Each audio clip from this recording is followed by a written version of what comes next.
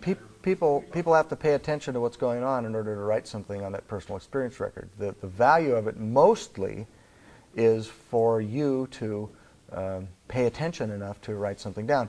Long ago, I had seen everything on those personal experience records. Believe me, we never see anything new anymore.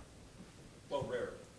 Well, Once in a rare while. once in a while, someone will tell us they're from another planet or something, and it'll be a new planet. Or that you're from another Or that, and yes, we have had that. And you know, on the subject of asking for help, there are people who need to ask for help. There are people in this room who never ask for help. And it would be a big breakthrough for you to ask for help. And there are other people in this room that do nothing but ask for help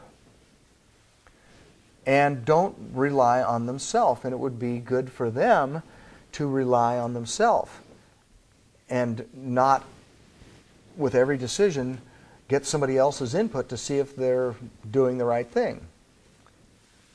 May I just respond to that? Well, and you know, when they say it's within you, most traditions, or many traditions, really what they mean is you are already one with everything. It's just that the way you're looking at things, you don't see it. And so it really is true that there's nowhere to go and nothing to do. And this whole thing of doing personal growth is, in a way, kind of ridiculous, because you're chasing your tail. You're trying to get to somewhere that you are already there, and that's why they call it self-realization, because all it is realizing that you're already there.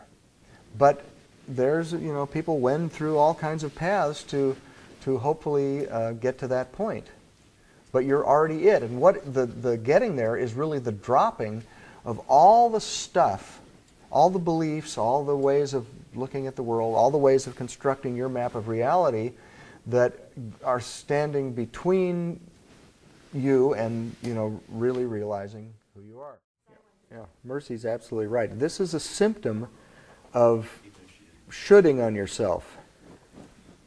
You know, if you're saying, God, all these other people are having all these breakthroughs, all these other people are letting go, I should be too.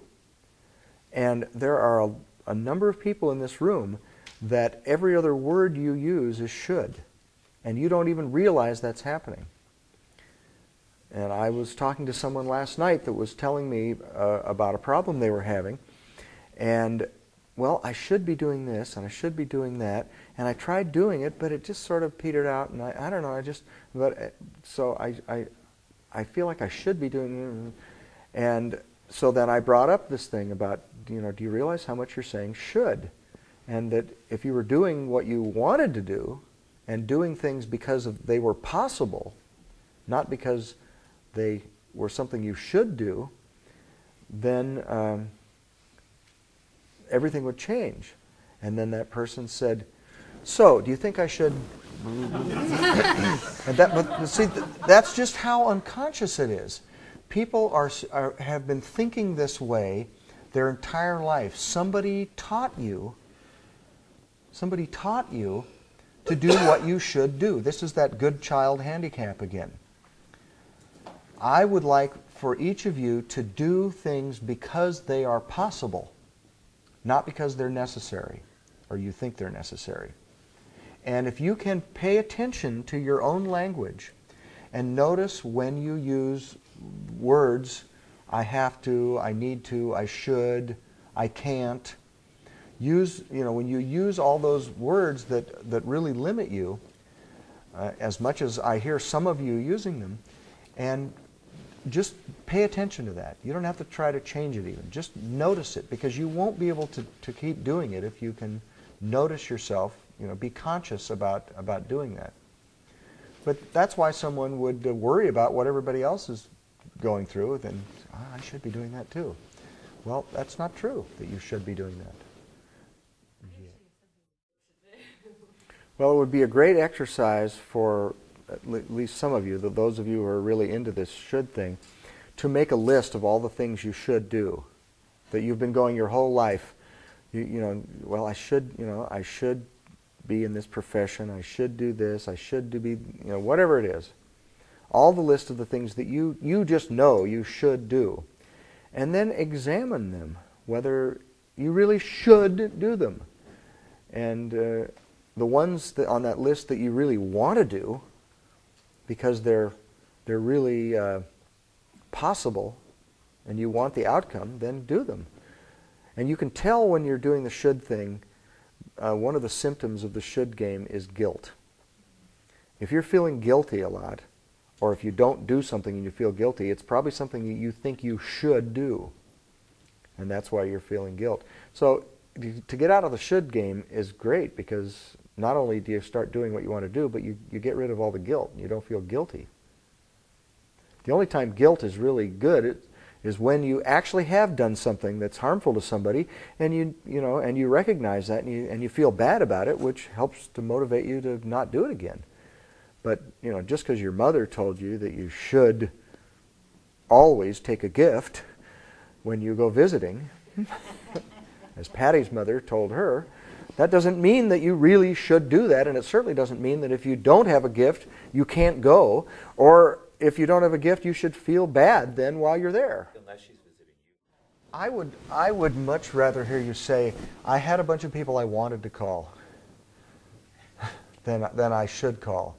I think there's a big difference in your whole orientation to the whole planet when you say, I did this because I wanted to, versus I did this because I should. And see, I think you're one of the people that kind of suffers from this should thing. You do a lot of things because somebody, somewhere, somehow told you you should do them.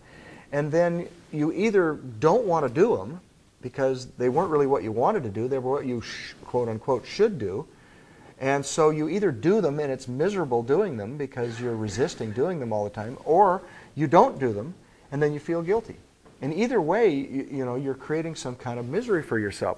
So I really think, Bob, that you have to really examine what you want to do and not be operating the rest of your life based on what you think you should do. And because if you find what you want to do, and it may be real estate, and it may be that you don't want to prospect in that particular way because it's not pleasant for you to prospect in that way. But if you find what you want to do, you won't have any struggle over getting yourself to do it. You'll just do it because you really want to do it. As long as you're doing the should thing. Now, I know that's not what your question was. I sort of attacked the premise of your question instead of the question. But I think that guilt, except in the case where you've done something that really is wrong, and I know that that's, there's no right or wrong in an ultimate sense, but, it's wrong to take something that belongs to someone else. It's wrong to harm someone else. It's wrong to kill someone. There's certain things that we kind of all agree are wrong. If you do something like that and you feel some guilt, it operates to hopefully keep you from doing those things again. I think feeling guilt over not making calls is kind of a useless emotion. I would just say, I want the results of making those calls, so I'm going to make them tomorrow. And then forget about it until tomorrow when it's time to make them. Because it doesn't help you to feel guilt beyond whatever amount might motivate you then to do it. But if you want to do it, you don't need any motivation. The wanting is the motivation. As soon as you realize you're doing things from a guilt motivation, you're playing that should game. But some people make a lifetime career out of guilt. I mean, it's their Absolutely. Do you know this from personal experience? Absolutely. So I'm suggesting that you really examine all the things you think you should do and convert yourself over to someone who does things because you want to and because they're possible. And this will be a gut-wrenching change for some of you because Mom and Dad convinced you that you should do a whole lot of different things. And, talk to Patty about this because she has, her mother taught her tons of shoulds, and she's been spending the last several years getting out from under that and doing a pretty good job of it, I might. And as well-meaning as Mom and Dad were, their primary goal probably wasn't your satisfaction, but whether they looked good or not. And That's that's often a really the case. hard thing to, Well, somebody tells you you should brush your teeth every day. It's because they, maybe they wanted you to have good dental health. But there's a difference between brushing your teeth every day because you should and brushing your teeth because you want your teeth to last. There is a distinction there. Brett? Nobody, I should have put in the letter about the retreat that we were going to discuss dental health and other things like that. There are other benefits to this retreat that just are unadvertised. We'll have to charge more for it next time. Well, you should have done it. Do you feel guilty? I do. I should have done that, and I feel very guilty about not having done that.